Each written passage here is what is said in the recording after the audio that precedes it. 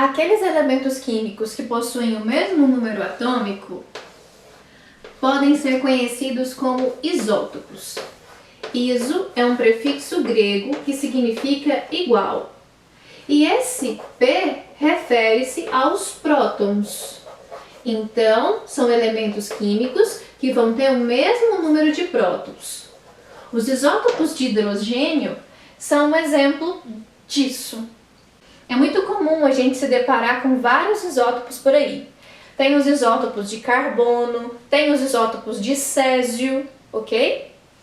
Mas quando os elementos químicos têm a massa igual, aí a relação muda. Eles são chamados de isóbaros. Novamente, iso significa igual. E esse A na palavra isóbaros referente à massa. Veja que nesse exemplo, o carbono e o nitrogênio têm o mesmo valor de massa. A gente tem também uma outra relação, que são a dos isótonos. Nos isótonos, a gente vai ter igual o número de nêutrons. Vamos pegar esse exemplo aqui. A gente tem o cálcio, de número atômico 20 e massa 40, e o potássio, de número atômico 19 e massa 39. Só de olhar, a gente não consegue perceber nada de semelhante deles. Mas, quando a gente calcula o número de nêutrons, olha só, 40 menos 20, massa atômica menos número atômico, eu vou encontrar os valores de nêutrons. 40 menos 20, 20. 39 menos 19, 20. Então, eu tenho 20 nêutrons no cálcio, 20 nêutrons no potássio, e isso torna os dois isótonos. Existe também uma outra relação, que é dos elementos isoeletrônicos. Eles vão ter igual o número de elétrons.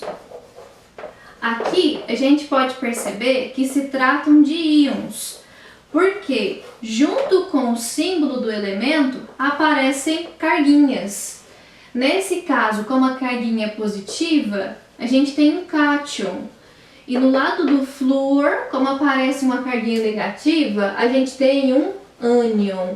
Então, toda vez que você se deparar com um elemento que carrega uma carguinha, a gente tem um íon, certo? E aqui, esse exemplo específico tem o mesmo número de elétrons. Vamos pensar. Se o átomo fosse neutro, a mesma quantidade de prótons deveria ser de elétrons, certo? Então aqui, se o magnésio fosse neutro, ele teria 12 prótons e 12 elétrons. Mas ele tem uma carguinha, 2+. O que significa essa carguinha 2+? Que ele tem duas cargas positivas a mais.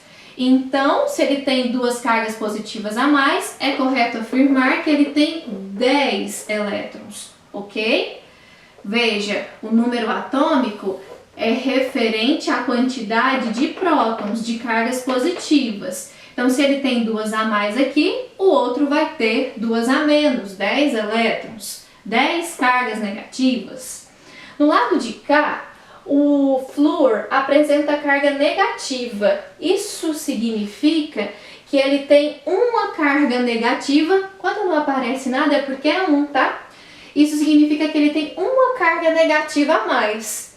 Pensa comigo, o positivo tem que ser igual ao negativo, né? Então, 9 prótons, 9 elétrons. Mas se ele tem uma carga negativa a mais, um elétron a mais, ele vai ter 10 elétrons.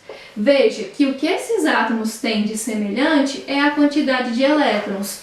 Por isso, eles são conhecidos como isoeletrônicos.